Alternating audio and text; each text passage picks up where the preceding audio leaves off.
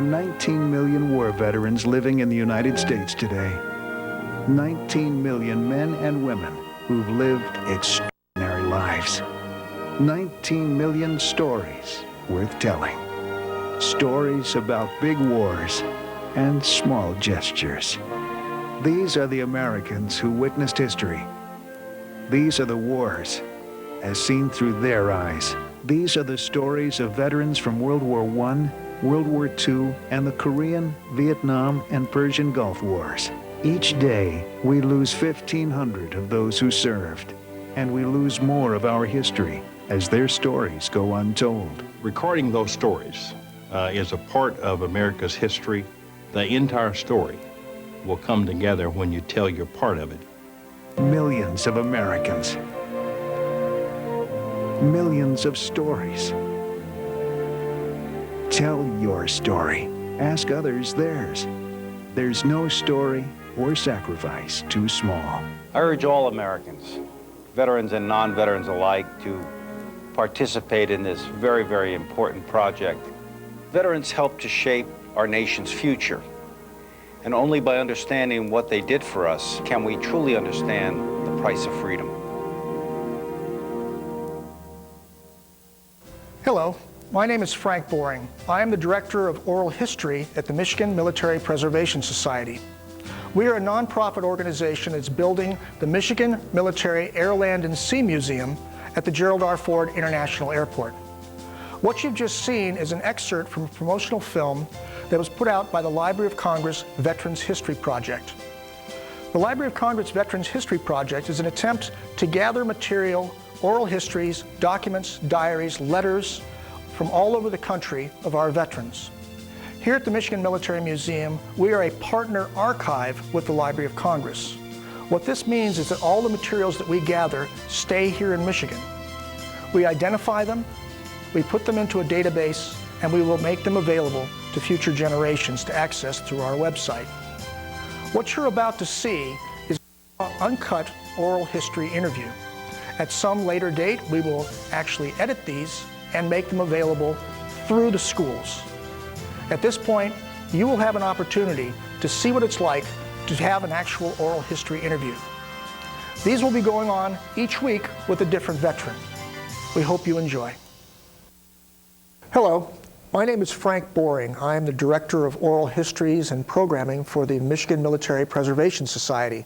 We are the nonprofit organization that is building the museum at the Gerald R. Ford International Airport, the Michigan Military Air, Land, and Sea Museum. This is the second in a part series that we've done on Gerd Lindemann.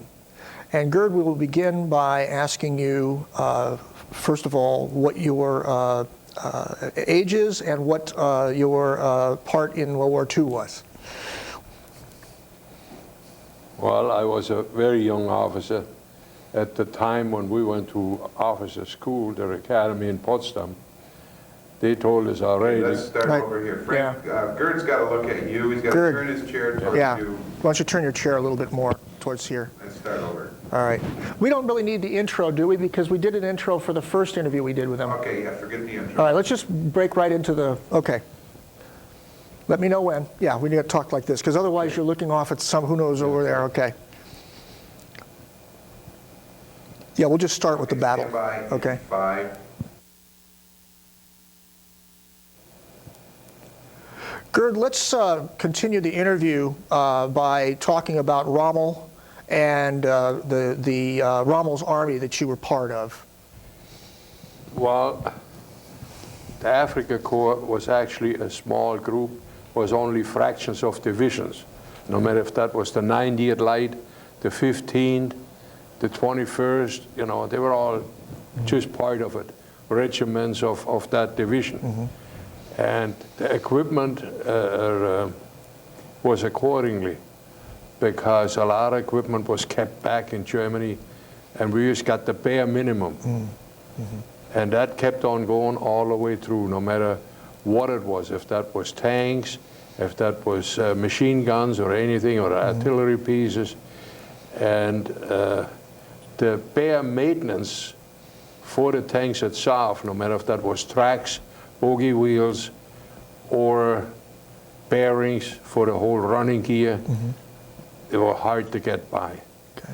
And any time we lost a tank, that tank really wasn't lost. From our mechanics, they butchered out that tank to the last piece, or they patched it up with welding steel blades on top of steel blades. You know? Wow. And our barrels, a lot of times in the guns, were worn out. Wow.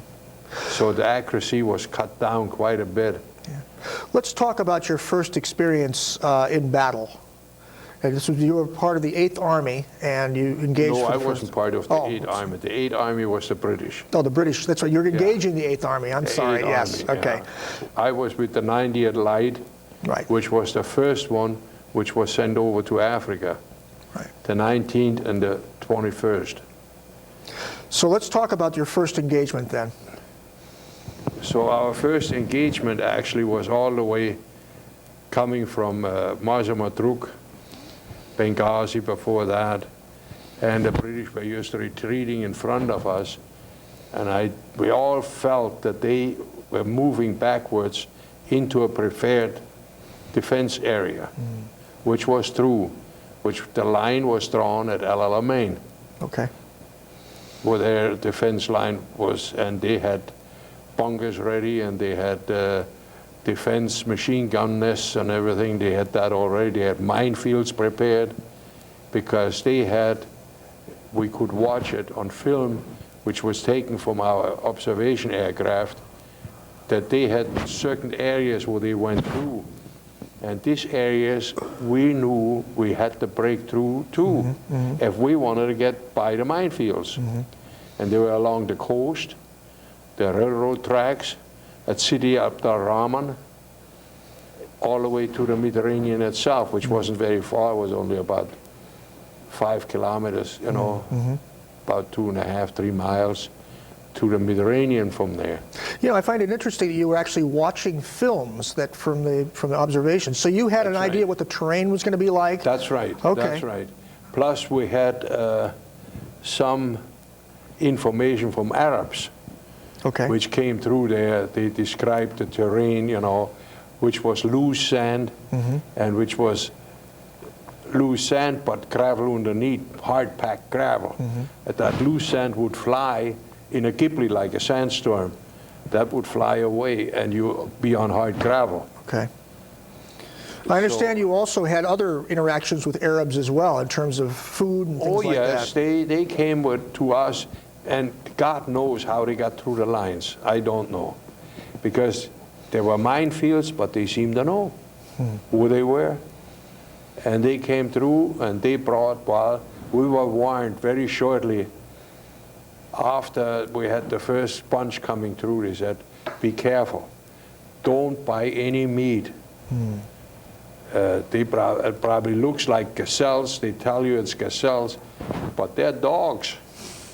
They skin them out, you know, and they try to sell you these dog carcasses. Don't buy any meat. So stay with the grapes and vegetables and tomatoes and stuff like that. Tea and sugar. Well, what did you trade? We traded British tents, if you believe it or not, and clothing. Because in Tobruk itself was for the whole 8th Army, the supply depots. And they had everything there, from a bath towel to a face towel to clothing, uniform, underwear, shoes, you name it. And this is the stuff we traded. Oh wow. Okay. So let's enter into battle. Where were you, and what were you up against? Well, we were against the 8th British Army, but by that time, the original army, there wasn't too much left. It was mostly colonial troops now. South Africans, English troops a lot, Sikhs, and mostly the Sikhs, which were known for knife fighters, you know, and which used to be cavalry.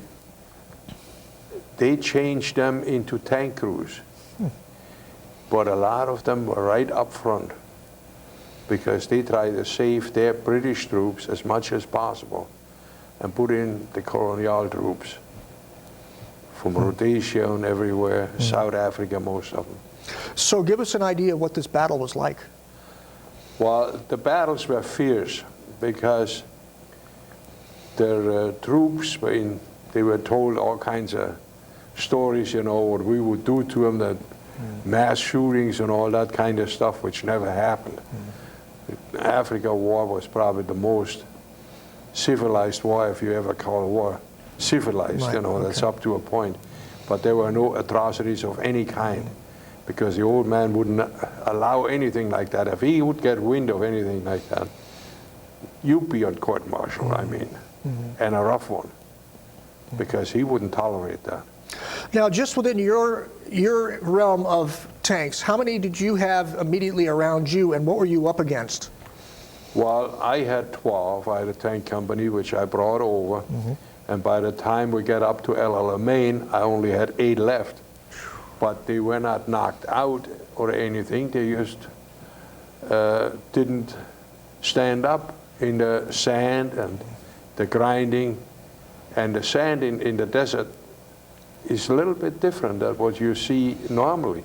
It's like powder after a while, like talcum powder. It gets into everything. And we had the stuff inside the tanks, even with all the hatches closed, it came in from everywhere. And it's hot, too. And it's hot. Yeah. Because a lot of times we had temperatures to 100, 110, and you were perspiring. You could take your fingernail and go down, and you left the groove right in there, because that was sand right caked on there. Wow. So you're moving forward with your tanks. You're radio controlled, right? So you're communicating by That's right, radio, by but they're radio. listening to you. You're the one, That's point right. person.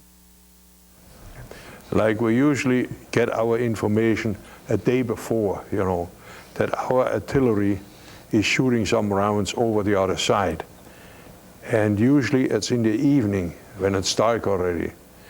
So we can see the flash from the artillery on the other side answering, so we know where the artillery is at least located. The British later on found out that this was a trick, and they wouldn't answer all the time, you know, or from a different area. So it was like a cat and mouse deal all the way along. So that way we could, as company commanders, could plan our attack with the other companies and the infantry and everything. And we decided to have a broad wedge, so the company would be split up.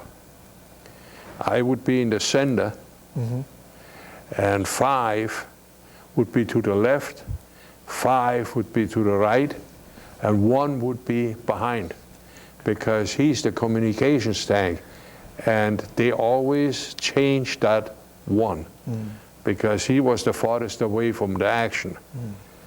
But he was actually watching us up front and then radioing back how the battle develops, and stayed in contact with the infantry, which was MOT, you know, motorized infantry, and anti-tank guns and the artillery. They all listened into his channel, so they could understand what was going on. And where they should take action.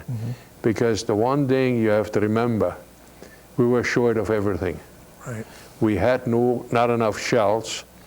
A lot of times the 21 centimeter guns, the big ones, they needed permission from headquarters so they could shoot a few rounds, you know, because there wasn't enough there. A lot of times we turned English guns around and used their own ammunition, and also tanks and whatever we could find. So you're now moving forward into battle. The battle begins. Right. What does that feel like? What do you sound like? Well, the whole thing of it is, as soon as the noise starts, you closing your hatches, you don't think much about outside. You're doing your job at hand. What you see and how everything changes, and you adapt as quickly to it as possible. That strategy, this is what you learn on the school, on the sandbox, you know, how to react to different swings in battle. If the enemy moves, which move do they make, and what do you have to do to avoid any exposures? Now this is tank-to-tank combat? Tank-to-tank combat. Okay. Because the infantry worked behind us. They hated us because we were drawing always the artillery fire, and they had to get through it. And I understand their concerns. Sure. Because they always said, well, look, we used to have a shirt on, you know. You got a bunch of armor around you. Right. Now, I've seen movies, of course, of tank battles. Yeah. Is there any accuracy to it? Is there sliding going on? Are you able to just move through and fire and then move away? And give us an idea of what's going on around you. Well, it's just like a destroyer or a battleship on the sea. You trying to do a certain amount of zigzag coursing to prevent the other side from getting a good aim at you. Because that's the most important thing, especially in the desert, because that's flat most of the time. You got a light waves, you know, but that's sand. You want to avoid that because you could get stuck in there. Even a tank, by its own weight, it sinks into that loose sand. And once you sit on the pan, your tread just mill around, you know, it doesn't make a darn bit of difference. You're creating a lot of dust. But it's like I said, you're waving around just like a destroyer between battleships and stuff like that. Now, since you're the key person, you're also on the radio with other people, right? I mean, you're not just by yourself. No, that's right. You have your headset on and you have your mic. How are you viewing the battle? How are you looking at the battle? Well, you're looking at the slots in the turret, you know. You have side slots, and they're only with glass blocks on the inside. So you're looking to the right, you're looking to the left, you're looking ahead. Yeah, you can look all the way around you. So what happened at this particular battle? Your first one? In this particular battle, we didn't get too far because there was too much artillery on the other side. First of all, when they were shooting beyond the perimeter of the minefields, which was closest to our line, all we had was just a cloud of dust. And you couldn't see anything, you know, I mean, no matter how hard you looked. Even if you had the strongest binoculars, you couldn't see anything going on. So it was all more or less like feel. And feel can really mislead you.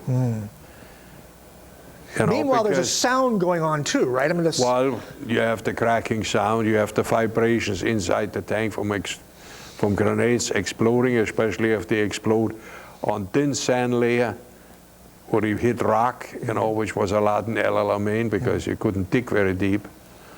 And the tanks were vibrating.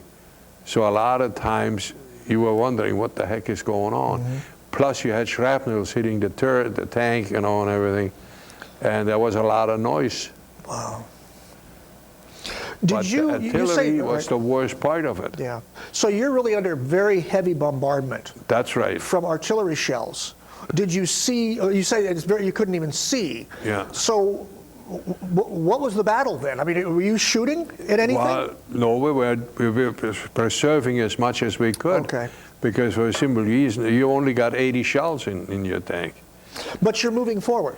You're moving forward and hope for the best. Okay. If you hit a mine, it's too bad. Well, what happened? You had 12, right? 12 tanks? Well, we got through and we got back out again. We got through the early defense area, but then we got told reverse.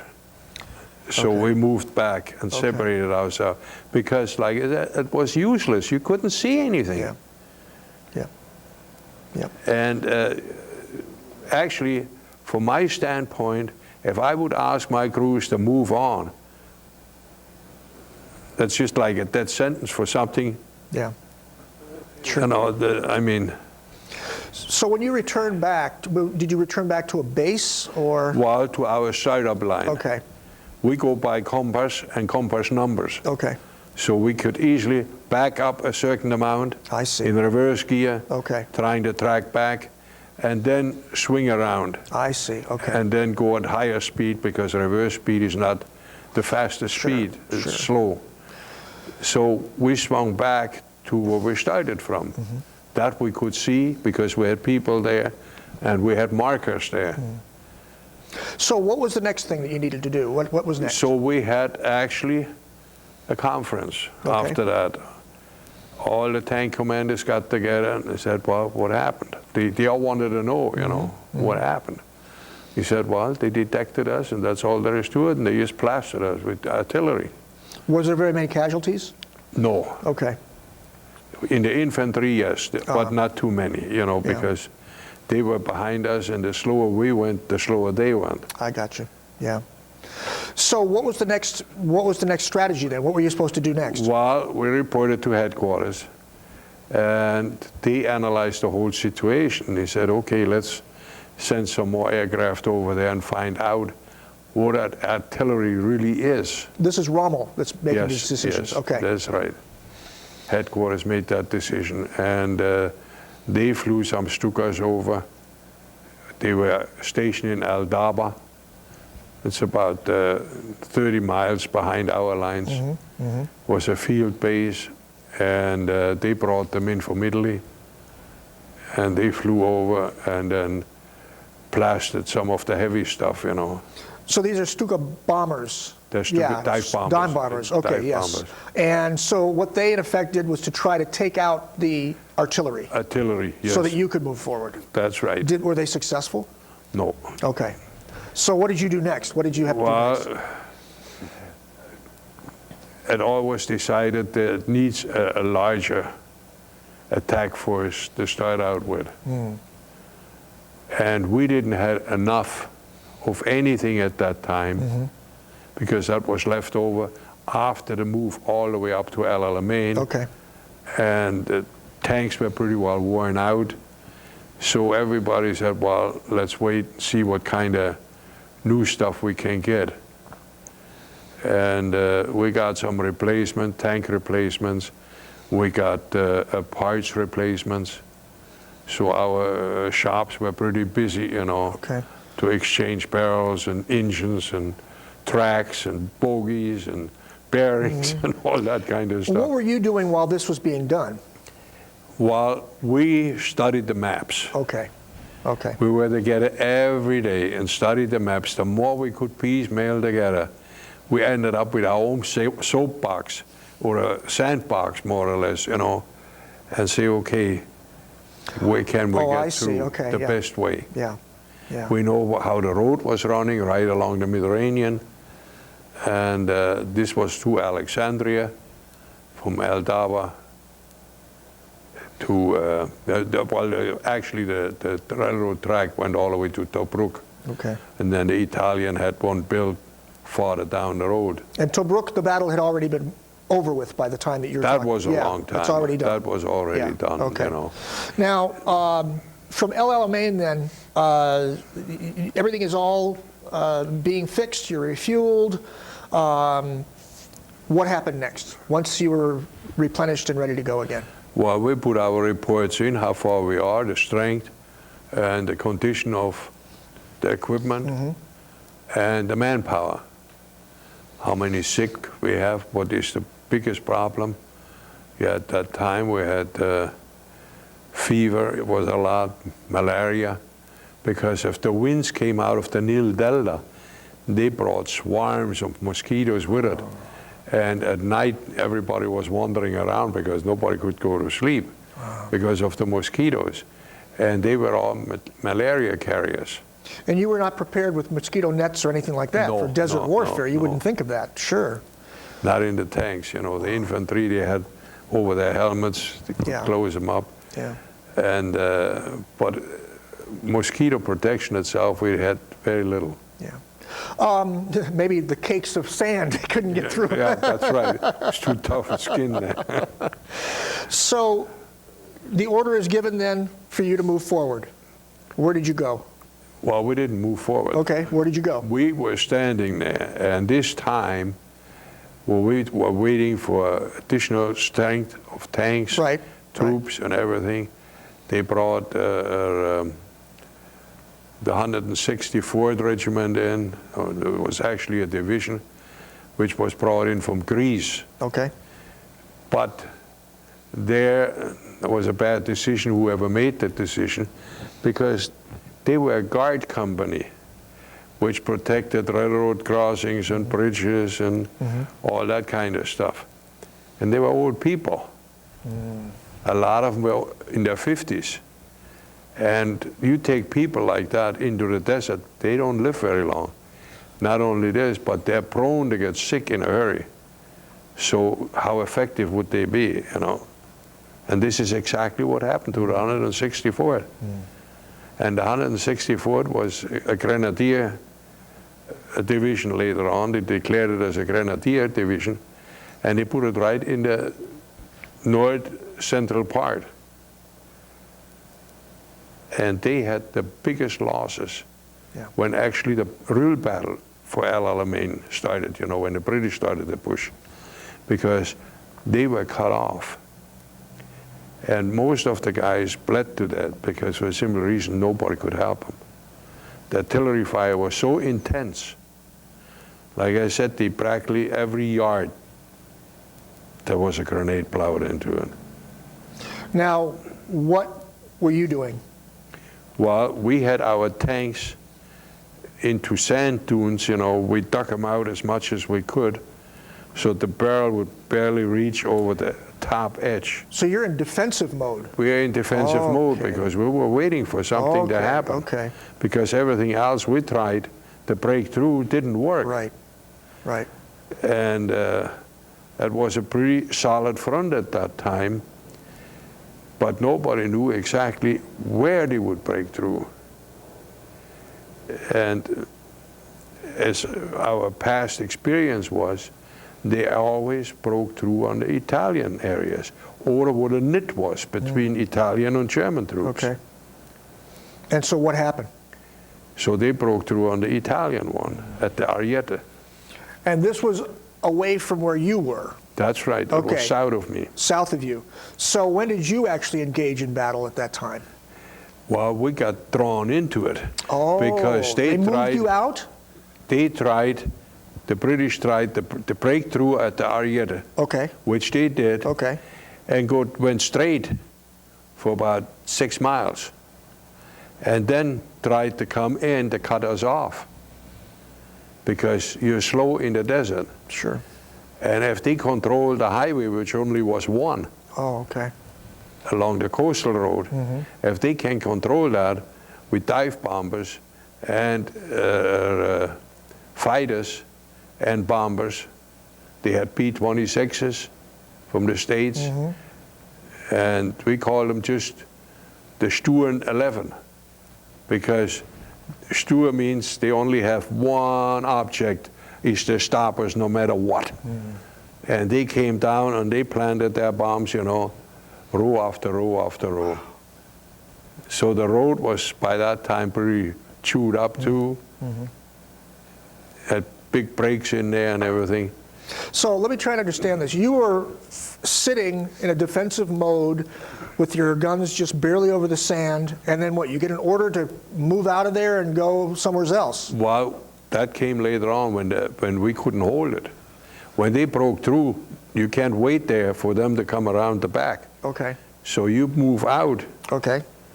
But in the meantime, the sappers were there and they laid some more mines, which were not known to the British. The Germans let the mines, they put the mines in. They put mines out, yeah. Okay, for the incoming British. For the incoming British, okay, yeah. All right. And there were anti-tank mines and anti-personnel mines and all that kind of stuff. But you were now on the move. We were slowly moving back. Okay. Because we couldn't stop it. Okay. And this was already 2 weeks into it. Okay. You're not shooting at anybody, you're just moving. That's right, away. because shooting against what? There was nothing there. Right. We would be shooting in thin air. Sure, sure. You know, so you wait till you actually see a target. Okay. So we were moving slowly back. So our artillery did their job insofar they measured all the ground we were retracting from. Okay. So they had markers who they know, as soon as the British start there, they know the distance. Okay. It was all measured out, more or less. That's why it took the British so long to get into Tobruk again, or Benghazi, you know, Mazamadruk, which was the first one, Mazamadruk after that. And well, what was the 5-day raise? the 5-day race was already before. This is Okay. what the test was at Alamein. Okay, all right. Where we got stuck, you know, we couldn't Right. go any farther. They moved us out. Okay. So you're now in retreat, That's right. but you're going to support another unit, is that right? Well, we had to support the units who were pulling out of the front. Okay. Like Okay. the infantry was in front of us, Right. and the artillery, which was behind us, because for them to break down their defense area, it takes longer than for us the tanks, because all we need is fuel and ammunition and water and food, you know, and we could pull out and we could probably drive a whole day. Okay. Well, they couldn't. Okay. Now, are we in approximately into October of 42, or is this? Yeah. Or it is. All right. So this is around October That's right. of 1942. Okay. And what was the next major occurrence that happened? Well, there was fighting all the way long. Okay. That wasn't just running away. You go slowly, you maybe 20 miles a day, 50 miles a day. In the desert, it doesn't mean a darn thing, because sand is sand, Yeah. no matter if you're up here or back here. Sure. It just depends on how it looks in the whole defense line, that you don't have a lot of wiggly-woggly in there Okay. where you can get cut off. Okay. So you have to sustain somewhat of a line. Okay. And to look at the terrain, which is easiest to defend, we had already people behind us which looked at these points. I see. Where can you oversee a certain distance? From which point? So this is Which where you is a would little- stop. This is where you would And stop. that's where you stop. Okay. Okay. And then fight again, you know. Okay. So the British stopped too, because they know it would cost them a lot of people to break through. So they started with the artillery again. So it took 2-3 days for them to bring the artillery up into the, and then they started hammering again. Okay. So you're still not engaging with other tanks at this time? Not tank to tank, Okay. because it was too open, Sure. you know. Okay.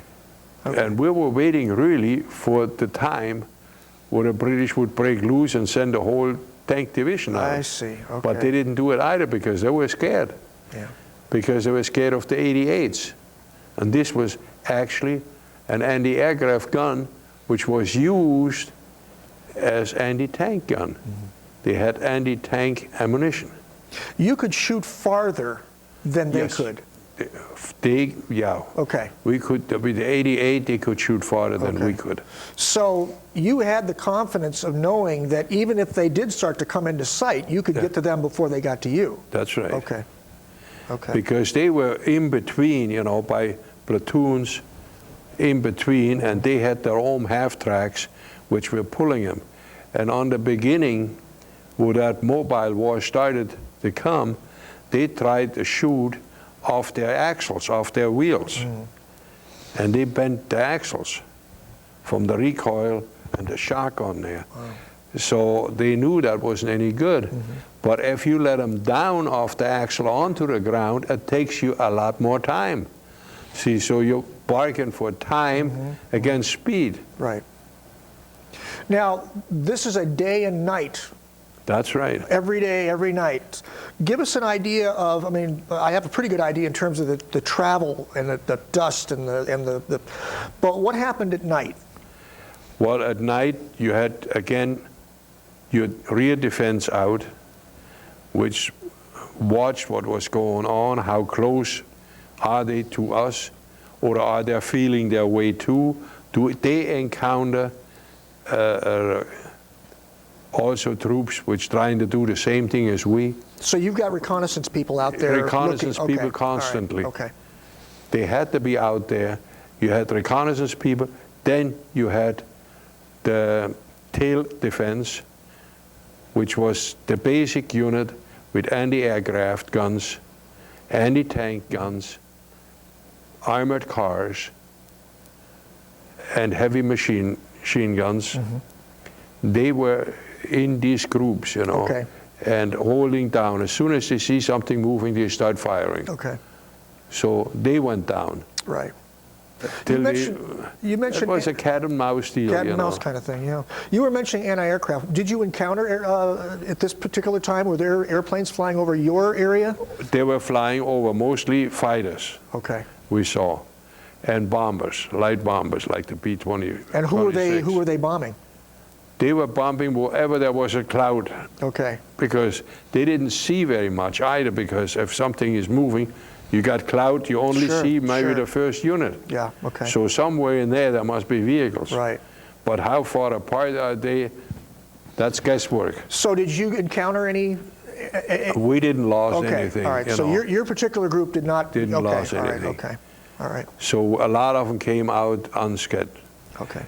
The only thing where we had a real problem with when we had to move out of Alamein is, again, our supply. Right. We didn't have enough transportation, enough trucks. Right. And there were these divisions, like the 164th, and then south of that, the Italians, and then Ramke with his paratroopers in the Qatar Depression. They had no vehicles. So other supply units, trucks, you know, were brought normally supply on gas, they had to be diverted down there to bring troops out. Okay. Now, through October into November, were there any encounters at that time, or are you still just on the move? We were still on the move. So It it's was a December that constantly- December is when constantly things back started to and forth. change. That's right. Okay. Well, for Christmas we got a lot of presents, you know, from the air. From the air. All right, From let's the talk air. about that. From the air. That's the first time they really brought B-17s in, Okay. and they were flying in, and they were doing carpet bombing, Yeah. you know, because if there was a wadi, which is a dried out riverbed, in the off season when there's no rain, that dries out, and some of them they're deep, like Yeah. 12, 14 feet Sure, deep. sure. And they threw a shadow from one side to the other, more or less. So you could park your trucks in there, and anything that's moving, it would be camouflaged. Sure. You couldn't see it anyway. Right. And the British took that because from the air you can see that black ribbon. So they just followed that black ribbon because that's what a shadow is. So they're in that darn wadi. You know? So you were under attack. We were under attack most of the time. What was that? I mean, you couldn't fire into the air. No.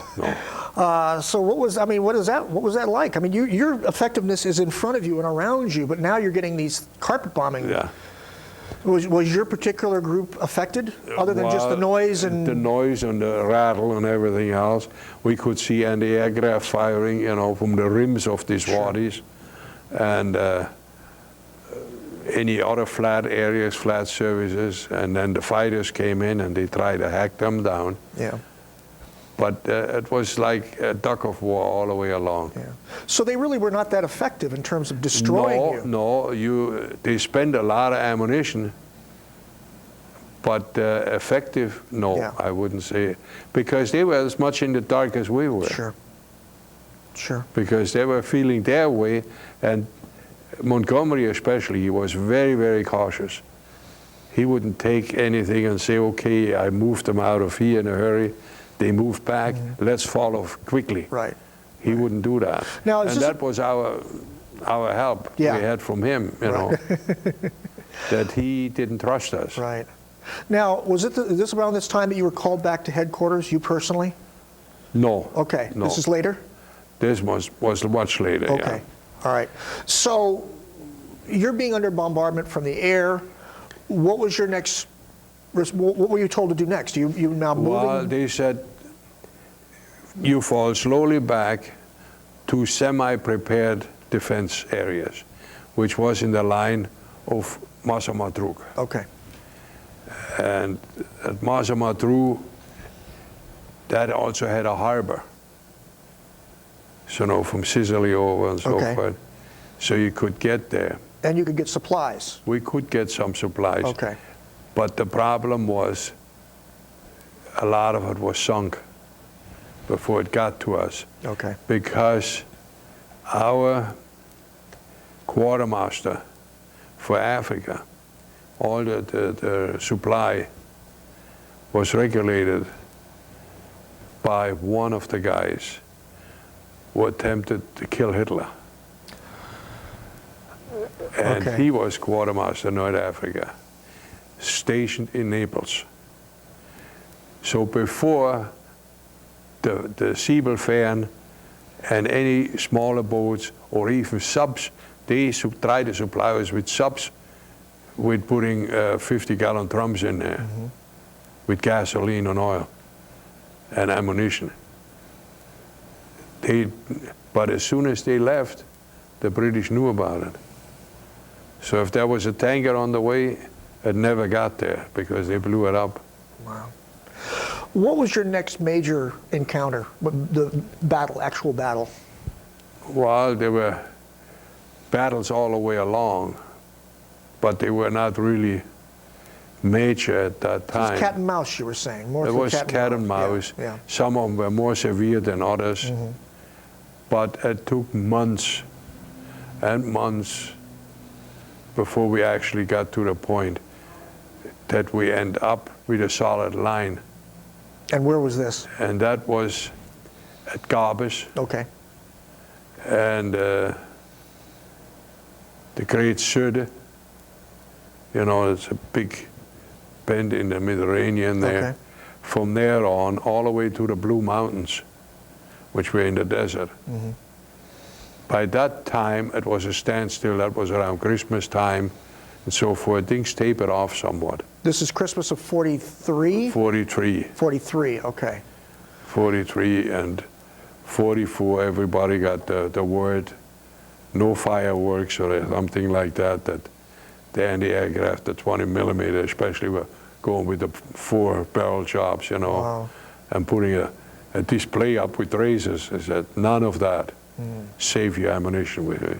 It's really scarce.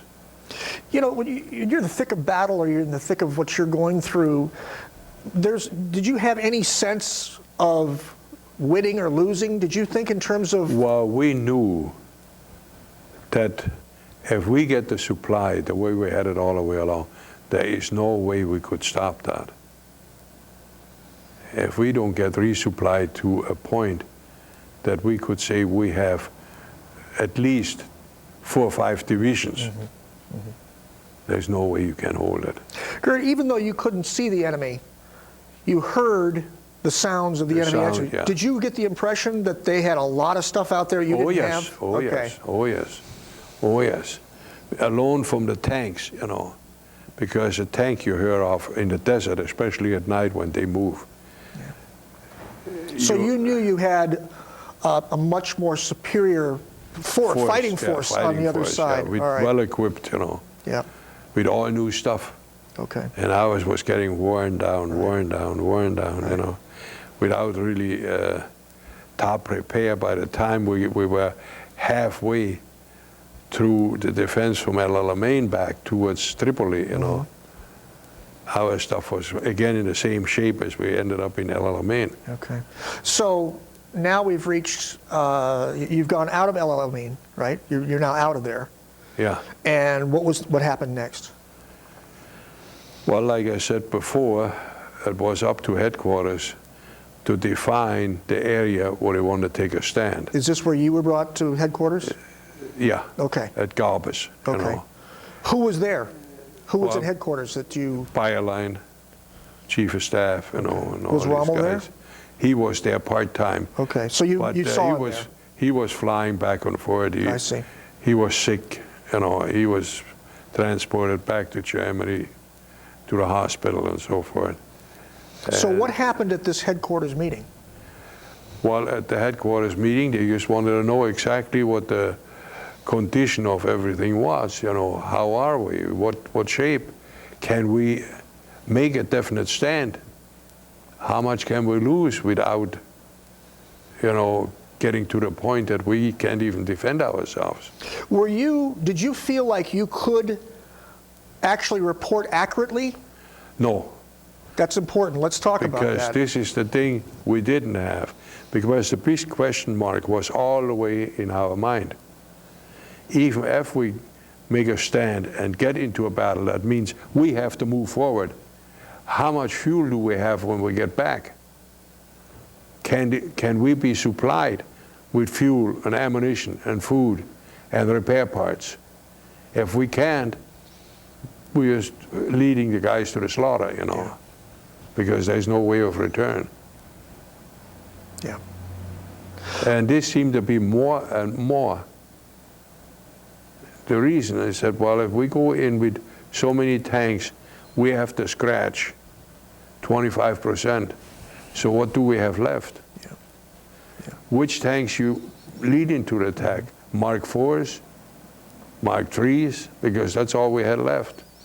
What was the final decision made then within this meeting? What was decided? It was decided to go farther back. Maybe in the area from Tripoli, you know, in front of Tripoli. Well, Mussolini didn't like it because they have to give up Libya, you know, and everything else. But on the other side, we had no choice, really. Mm-hmm. What are you fighting with? Gerd, was there any, I realize this is a long time ago, but was there any sense from you personally that if you actually did make this stand, that you actually could actually win? Or was there already... No. Right. For a simple reason, we never could take the advantage again.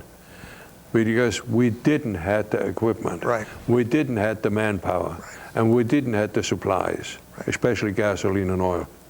So you knew... We did not. This was... Because that big push to Alamein was only a forerunner. We got stopped in Alamein for one particular reason, because the British were scared. Yeah. Because if we would right. arrive at our objective, which was the Suez Canal, no ships would go through there. Yeah.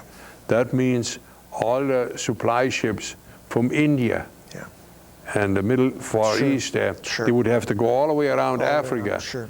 Yep. and be subject to the submarines. Right. Now, from that meeting, the decision was made then to pull back further. Yeah. All right, so you come back to your unit. Where are you going? Well, from there, each unit had a day to move to a certain point. Okay.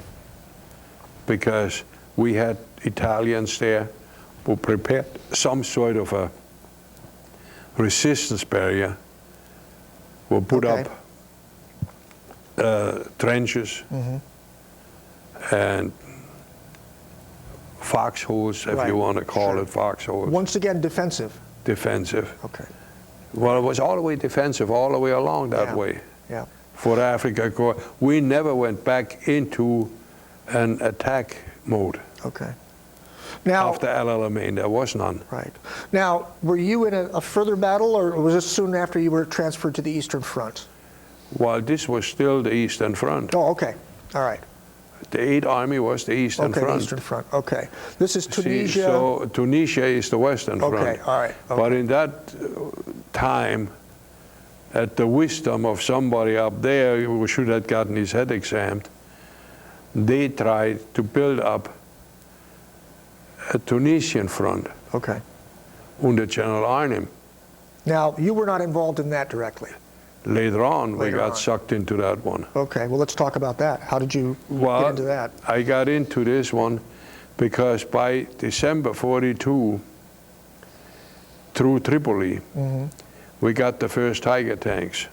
That's right, yes, okay, yeah. We got the first Tiger tanks with the 88. When we saw the monsters, you know, we couldn't believe it, that Yeah. thing would move, you know. Right.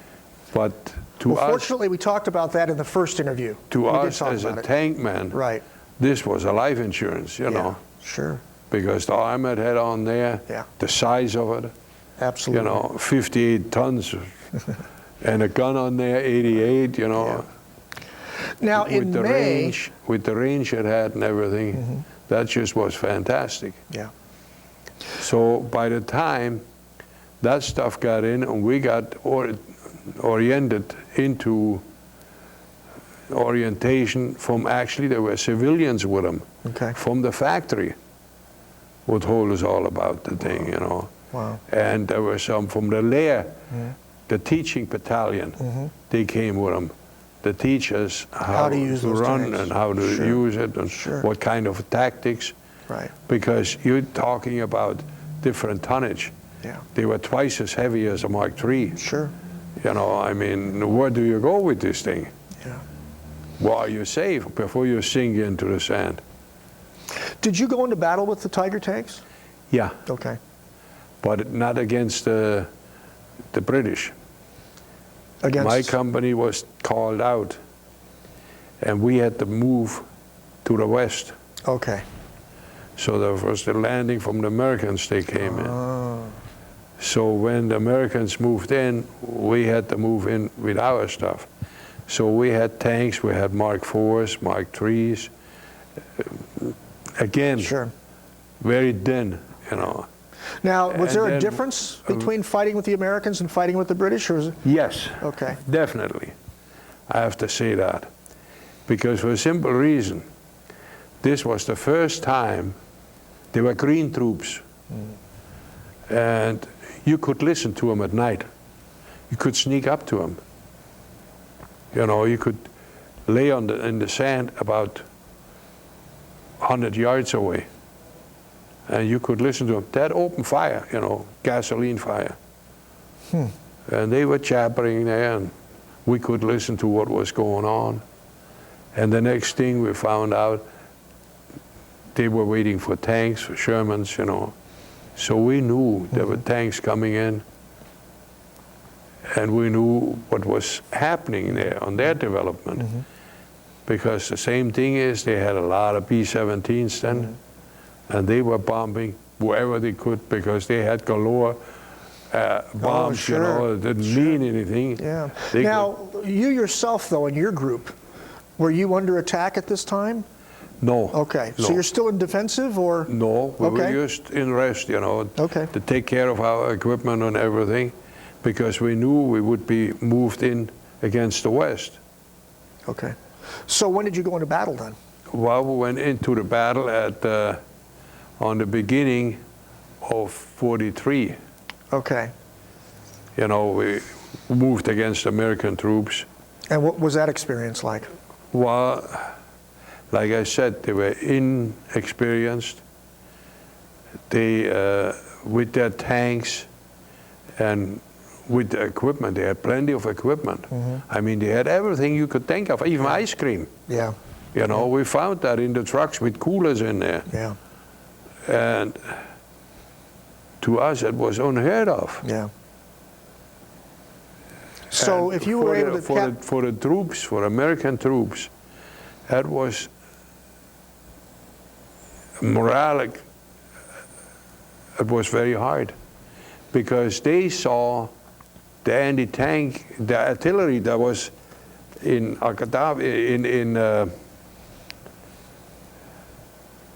in Tunisia there when we went into the first time against American troops because we were trying to push them back. There was a battery of howitzers, 10 centimeter or something, 10.5. And they saw their grenades exploding on our Tiger tanks, but we kept moving. Yeah, So it was really demoralizing to them. How would you feel if you see the grenades exploding on the darn beast and it just keeps on going? right. So your first battle with them was effective. You were able to actually push That's through their right. lines. Okay. We pushed through the line. We took a lot of prisoners. Yep.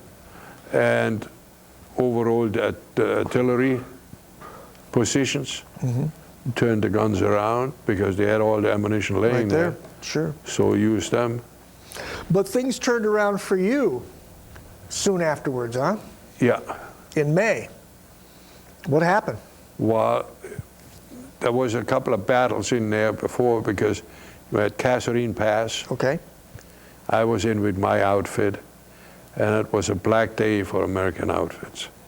I felt sorry for them because they got boxed into an area which they should have reconnoitered before they even exposed themselves to that position. Because I had my gunner in my tank, which came with the tank as a crew, you know.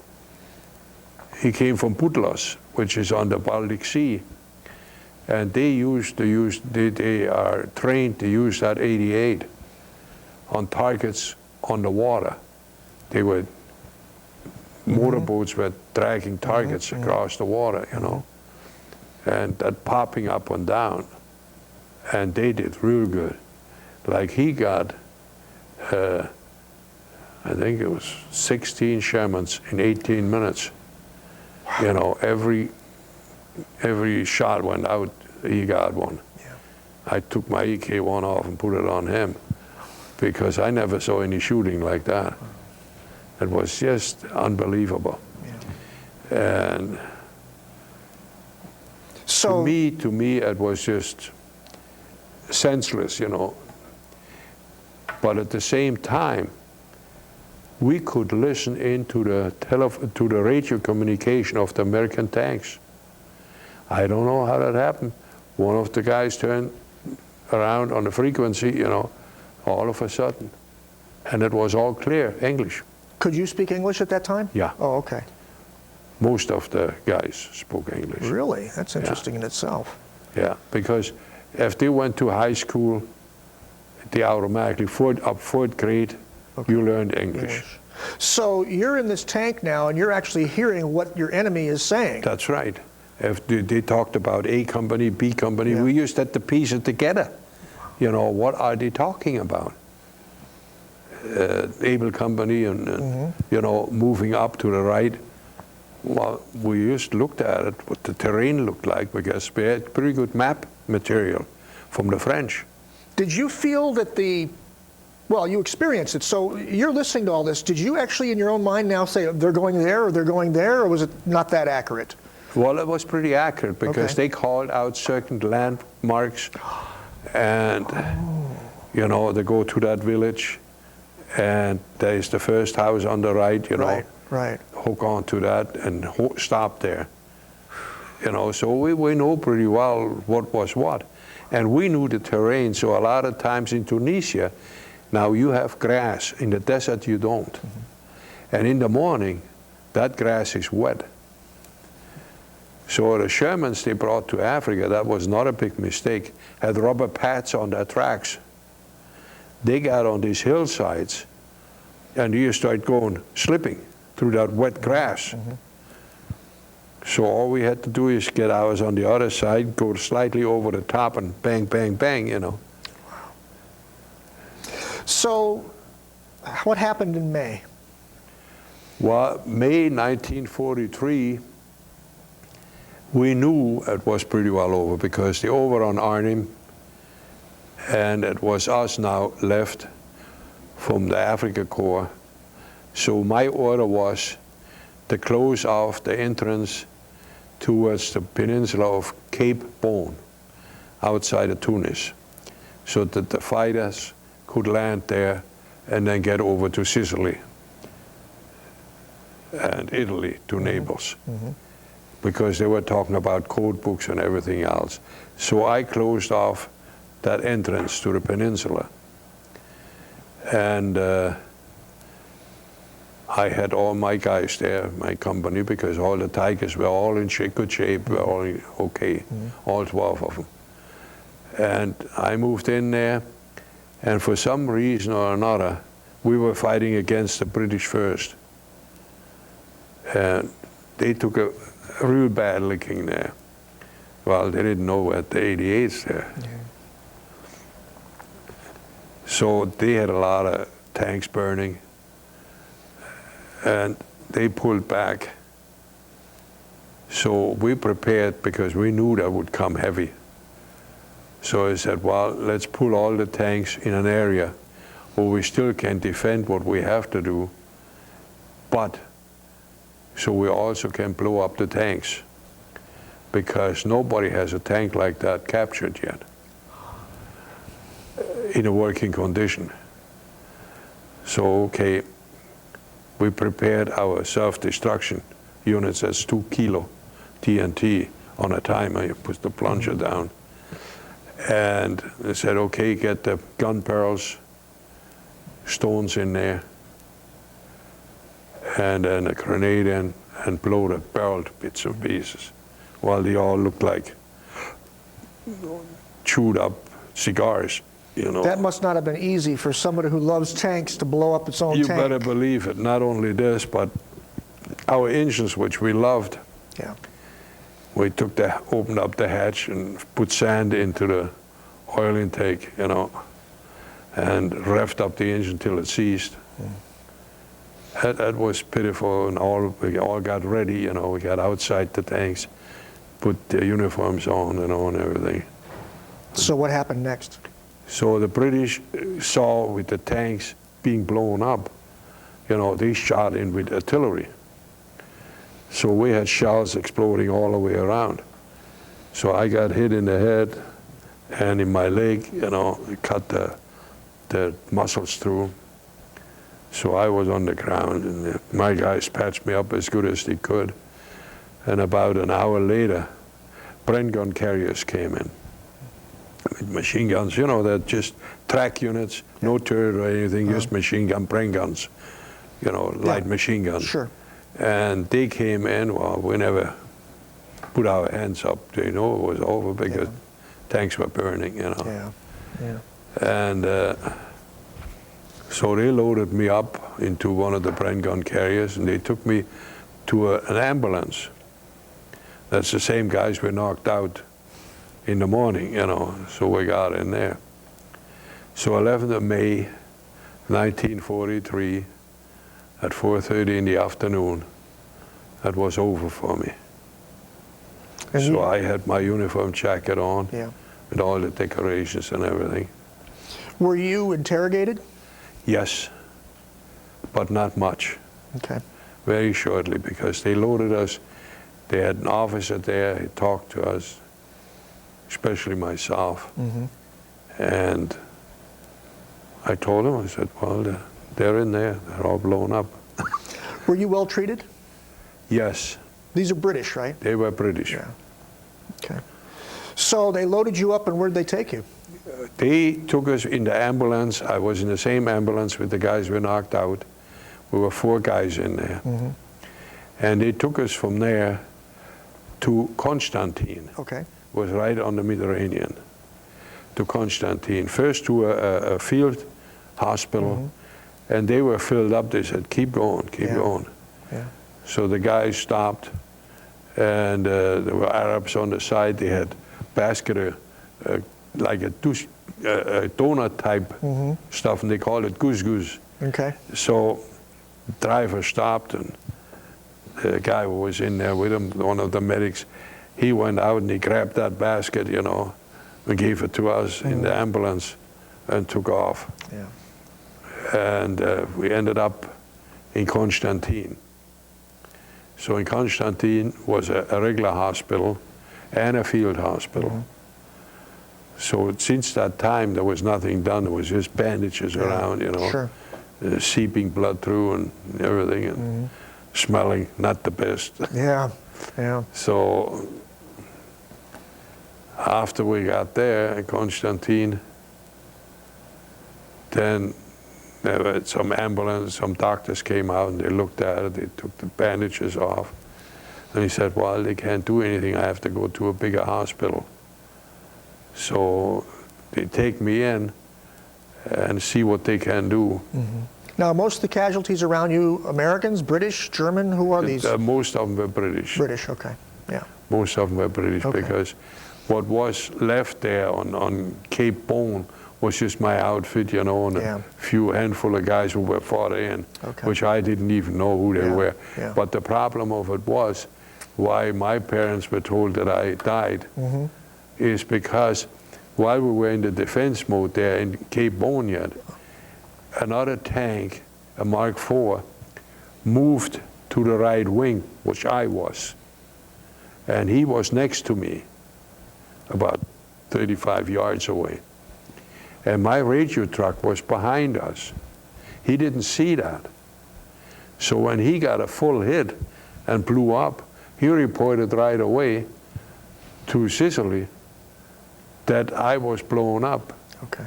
Not thinking, you know, that a shell like what we had at that time wouldn't destroy a tiger. Yeah, yeah. So, but it went through, and my parents were notified that I died. Because he said, well, it exploded. Yeah. Now, I think our particular audience would be interested in the fact that after you recovered, you were then sent to the United States of America. Well, I didn't recover that much, see, because they took me into Casablanca, from Constantine to Casablanca. We had American guards on our boxcars. Mm-hmm. The doors were open. We were all wounded, more or less severe, mm-hmm. you know. They had cans of water there. They had cases of food, and we had medics from our own medics. They had all kinds of medical stuff there to take care of us to the trip to Casablanca. Mm. While when we were out in Oran, American troops were exchanged for colonial troops, for French colonial troops, for Foreign Legion and all stuff like that. And they took over. So we pulled out of Oran, and shortly thereafter the train stopped.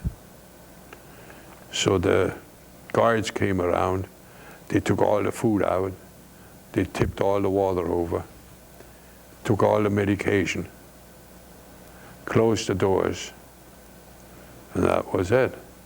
So every time they had these old break houses, you know, they were on the top of the boxcars, and they were in there with machine guns. So every time the train went around the curve, while they were firing with the machine guns into the boxcars. So a lot of guys got killed in there. And when we arrived in Casablanca, it was only about maybe 60% were still alive. Are we talking hundreds of people or thousands of people, or? Hundreds of people. Hundreds of people. Yeah.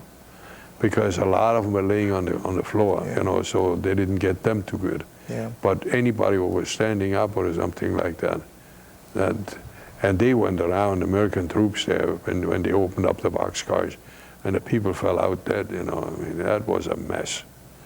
But we don't know, they took all the guards away, but we don't know what happened. Yeah. Well, we know darn well. But now you're in the hands of the Americans again. We're in the and so what hands of happened? I mean, were you Americans, treated well? And well, they took us into a field lazaret, you know, because a field hospital was all tents.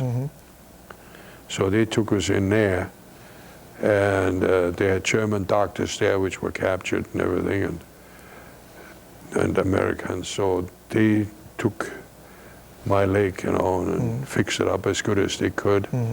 And he said, well, as soon as I'm free of fever, they're putting me on a transport to the States. So about 10 days later, after 10 days, they moved us from Casablanca to the harbor. And we got loaded onto a transport, a hospital ship. And it was called the Puerto Rico. There was a liner before. And on the Puerto Rico, they had also American troops on there, wounded, and we were about 30 POWs, you know, which were badly wounded. you were separate from the Separate others? from the Americans. And they took us from there over to the States. It took us 10 days to get over there because we were in a convoy with Liberty ships and stuff like that going back. Sure. And we were zigzagging, you know, a few nights we had dive. what you call it, destroyers. But Right. there were some subs around Okay, apparently, yeah. so they were putting depth charges around. Right, right. So we could hear it, Sure. the rumbling, you know, and everything. So we went, and we ended up in New York, Holleran Hospital. And that's where they put me in on first into an ambulance on a stretcher, and then from a stretcher into the hospital. And they had field beds there, they were about that high, you know, steel frames, and they were putting the handles of the stretcher on Oh, I see, top right of on top this. of it, sure, yeah. So we were there, and doctors came around and looked what was wrong with us because we had a tag on us. Okay. And so they said, well, we have to go farther than that. Well, Gerd, unfortunately, we're running out of time, so I want to get to your arrival in a particular state in the United States. I think this is something... Well, from there, from Holleran, we went to Topeka, Kansas, Okay. on a hospital train. And we had guards with us and all, but we were so badly wounded, you know, I mean, who the heck would think anything in a strange country Sure. shot up the way we were, Yeah. you know, to escape or anything like that. And we went into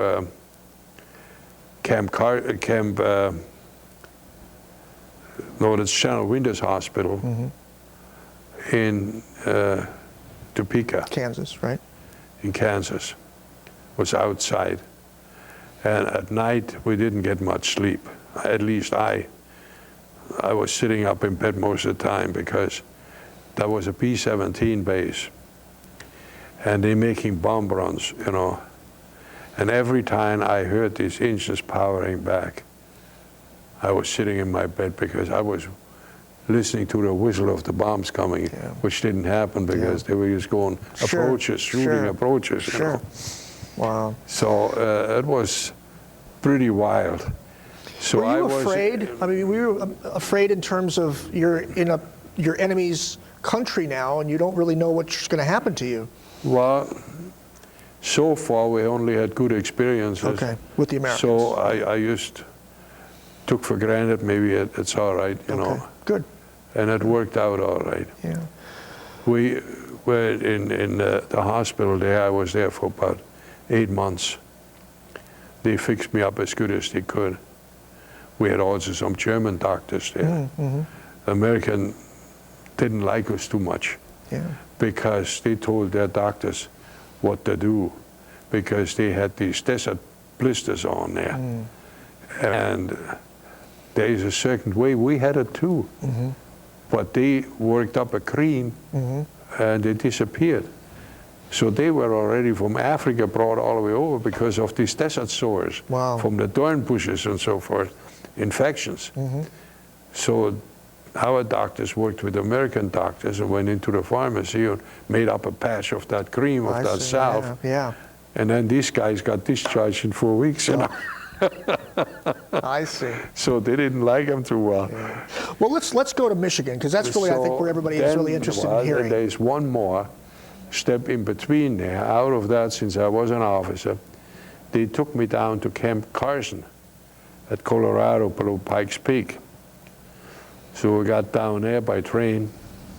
There were a few other officers with me, and one submarine captain, which gave up his boat near Casablanca because it was damaged to a point that they couldn't dive anymore. So they sunk it. Got down there, and I'm telling you, with all the brass around, everywhere you went, you just saluted constantly, you know, because I was low rank. You know? And I couldn't figure it out. I wanted to get out.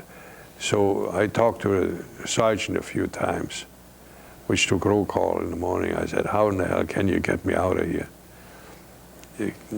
Is there a way to get out of here in another camp? He said, let me check.